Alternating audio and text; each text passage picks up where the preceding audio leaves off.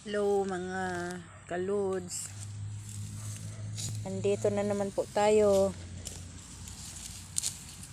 sa mga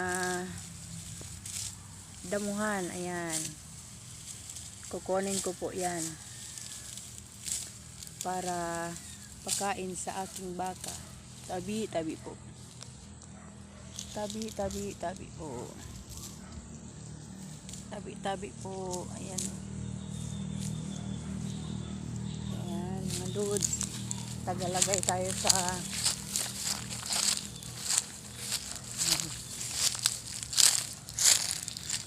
maglalagay po tayo ng yan ugon sa sako.